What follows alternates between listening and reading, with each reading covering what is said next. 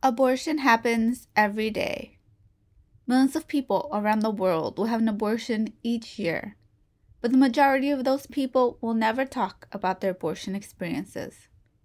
What if millions of people broke their silence and told the truth about their lives and their choices? This is Melissa Madera in Bay St. Louis, Mississippi, and you're listening to the Abortion Diary podcast. These are the stories we share.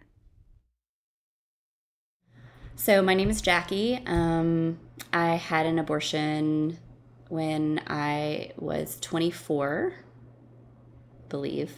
And I had just started graduate school. It just wasn't the right time for me to be pregnant. It was one of those post-breakup encounters where it wasn't supposed to happen, much less it wasn't supposed to get pregnant. And after I thought a lot about my decision, and I decided to terminate the pregnancy. I lived in Louisville, Kentucky at the time. I actually traveled to Cincinnati to have the procedure because of the hostile environment outside of the clinic in Louisville. The protesters were so awful and so hateful that I just didn't want to have to deal with that. So I made the decision to drive twice because they have a waiting period in Ohio. An hour and a half for my counseling session one day, and then a couple of days later back an hour and a half each way for the procedure. And having the luxury, I guess, of time and distance, I've reflected about my decision to have an abortion, and I am completely fine with it. I don't regret it.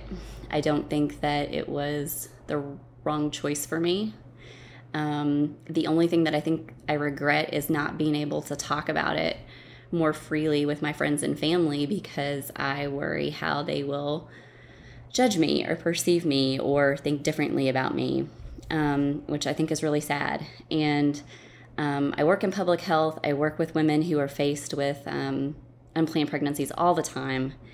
And I also hear what the anti-abortion people say all the time, and they talk about regret so heavily. And I guess I wanted to tell my story because I don't regret what happened. Of course, I wish I hadn't gotten pregnant. Of course, I wish I didn't have to have an abortion, but I don't regret my choice. I've never regretted it. And I think for me at that time, it was the best decision that I could have made. And I probably would have made that decision again and again and again if having to keep making that decision. So I hate when people position abortion as something that only affects poor women, or something that only affects women who don't have a certain level of education, or women who don't have access to healthcare or sex education. I wasn't poor. I had access to every sort of education I could have. I had a great sex education. I had a great job. I wasn't poor. I had all of those things where, people don't seem to paint that picture of women who get an abortion.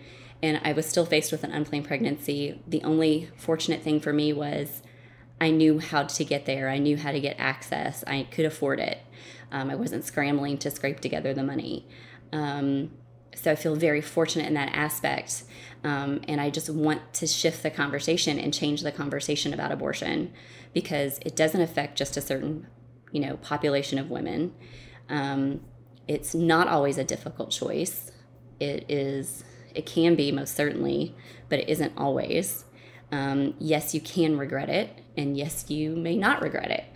And it's just not a black and white situation. And I think so many people try to make it an either or. And in the work that I've done with working with women who make choices every day about a pregnancy, whether it's to terminate, whether it's to parent, or whether it's to place for an adoption, there are feelings and emotions around all of those decisions. There's not a right decision. There's not a wrong one. So, and I think that there are people that regret placing their child for an adoption. I think there are people that, whether they admit it or not, regret that they had children. I think that there are people that feel all sorts of emotions about all sorts of things in the moment, and 10 years and 20 years later. And I just want that to be the conversation. That's what I want people to talk about, is that, abortion is common. Abortion affects 1 in 3 women. Abortion, is, for me, it was the right thing for me at the time. Was the right thing for the family that I have now. And that's what I want the conversation to be, is all the opportunity that abortion gave me, all the experiences that it allowed me to have. I'm incredibly happy with my life now, and I'm sure I would have been happy if I had made another choice, but I didn't, and that's the conversation that I want. That's what I want my story to be about. That's what I want the conversation to be about, is the fact that we have, for so long, I think, let people that are opposed to abortion dominate the conversation because we've been afraid to speak out and to say, yes, I had an abortion. It was not the wrong choice, and I'm fine. And I wish more people would share their story, because if we start telling the story, if women who've actually had an abortion start talking about their experience, there is no way that they can continue to dominate the conversation. And in order for us to ensure that abortion remains safe and legal, more of us do have to step out and start talking and sharing our stories, even if it makes us uncomfortable, because I think that we're at real risk for losing our right to abortion. It's funny, the experience that I had trying to get my abortion really kind of shaped the career that I'm in today.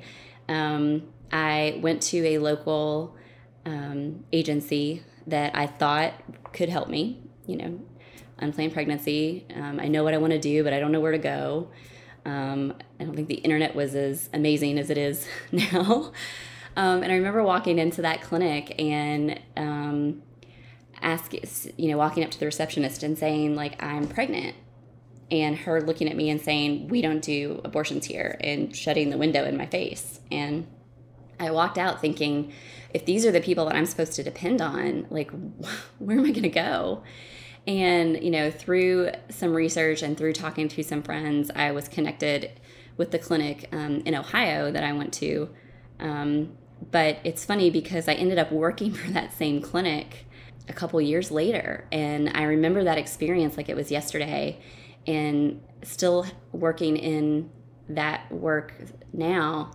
It completely shapes my approach to patient advocacy, customer service, making sure people feel comfortable and get non-biased counseling, and are never turned away before they have the opportunity to ask for help. But, I remember I got a speeding ticket on my way to the abortion. I was like, really? But that was just one of those things where it was, I didn't want to be late, because I knew if I was late that they would have to reschedule me. My boyfriend at the time, my ex-boyfriend, went with me. I made him pay for half of it, which he couldn't understand why he had to pay for half of it. But I was adamant that I wouldn't have been in that situation had he not been involved, so he was required to pay half of it. And the clinic was small, it was clean, had some pretty nasty protesters outside. But once we got inside, the experience was fine. I remember a woman standing next to me and offering to hold my hand, and I thought, I don't really need to hold your hand. But she stayed next to me the entire procedure, which didn't take very long at all. And I do remember at one point reaching over to hold her hand, and she was there, and that's a very strong memory. And then I remember coming home and expecting to have all of these awful feelings, have all of this awful bleeding, have all of these, to feel sad and depressed forever, and none of those things happened. And so I remember feeling complete relief that it was over and that I could move forward with my life. And that was the thing that I think shocked me the most, was that because I think abortion is so stigmatized, that I had these expectations that it was just going to be this horrible experience for me. And other than the protesters, it wasn't really a horrible experience. It wasn't a great experience, but it definitely wasn't a bad one. Did you share this story afterward? Or talk about your abortion experience? For the longest time, I didn't talk about it. They gave me a rock, like a pebble that you could pick out. It was this polished stone, and I can't remember if it had a word on it or not, like, grace or joy or whatever. But I remember taking it, and that was sort of their, like, this is, I don't know why they gave it to me, but they did. They gave it to every abortion patient. I remember keeping that stone forever. Like, one time I put it in my fish tank. I carried it around with me for years and, various places. But I remember the day that I threw it away. Like, I pulled it out of a box. I'm like, oh, I remember what this is. I don't know why I still have this. And I remember throwing it away. And I think at that point when I threw it away, it was incredibly empowering for me, because I thought, okay, I'm ready to put this behind me. Like, I'm ready, it's not something you think about every day, but you do think about it. But I do remember pulling that rock out of the box and thinking, I don't need this anymore. And I've started to talk publicly about my experience, especially sometimes when people, it's usually been in places where I felt safe and not, like, I kind of would know what the reactions were, or at least the people would be polite enough not to give me a negative reaction. But I am trying to work up the strength to be able to just randomly say, yeah, I had an abortion, and it was not the wrong choice for me. And, it is what it is. And I would hope people would feel like they could ask me questions. And, everybody has a good or a bad experience with everything. And I don't think abortion's any different, but I feel like I was lucky and fortunate. And now I spend a lot of my time professionally and my volunteer time helping women to get access to abortion, because it is incredibly important. And I know that not everybody has had the opportunity and ease that I did when I looked to get mine. I think in Kentucky they had a 24-hour waiting period, which was the same in Ohio. So there wasn't really it wasn't like it was easier in Ohio versus Kentucky. There was just only one clinic in Kentucky, in Louisville, which is where I lived. There was only one clinic. And so, and something that I just remembered, when I found out I was pregnant, I went to my OBGYN's office. And I'd done like 16 pregnancy tests at home, because that's what people do. And when I got there, they, yes, you have a positive pregnancy test. And not once did the doctor mention my options. Like, she just assumed that I was going to have the, continue the pregnancy and parent. And when I went in to get the ultrasound done, the ultrasound tech could see that I was visibly upset, and basically said, if you don't want to continue the pregnancy, I'll take your baby, because I've been trying to get pregnant and I can't get pregnant. And, and the whole time I'm like crying, and I'm having this experience. It's very emotional. And then here's this woman saying, I will take your baby. Like, how is this professionally appropriate? It's not. And, being that there was just one clinic in Kentucky, and I guess I just didn't want anyone to see me. I didn't think that they would, or it would have been any different if they had.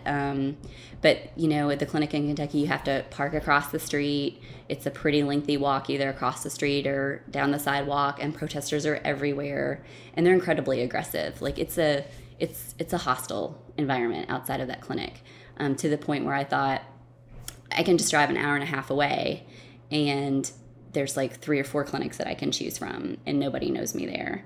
And that's what helped shape my decision for that. So I don't think that it was I don't think the restrictions there were anything that influenced my choice, but definitely there was a waiting period in both states where you had to have counseling and, a significant wait period before you were able to have the procedure, because like that changes anybody's minds. So it's ridiculous. Did your OBGYN offer any kind of options at all? Not that I can remember. I think it was, they did some blood work and the ultrasound. Like, I think they were worried about my HCG levels, which is the hormone that your body secretes when you're pregnant, were high. So they thought I might be pregnant with twins, which wouldn't have influenced my decision at all. And it probably would have, maybe my mom was a twin. So, but, I think when I remember, I don't think she discussed my options, but I very clearly remember that she didn't even bring up abortion. So I didn't feel like it was safe to talk to her about it. And it was my doctor. like, but the ultrasound tech, I clearly remember like thinking, I am vulnerable and you have a probe in my vagina and you're asking to take my baby. Like, okay. So, needless to say, I did not go back to that doctor. So, did you talk about it with anyone else in your circle? Yeah, I did. I felt very fortunate in the fact that I had quite a few friends that I felt like I could talk to about it. I probably talked about my decision before I had the procedure. I probably talked about it more than I probably should have. But I'm one of those people that I need to get this idea out on the table and have people talk it through with me. And I had a couple of friends that were able to offer stories of women that they've known that got pregnant when it was unplanned, and it worked out really well. And then I had stories of women who shared their experience with termination.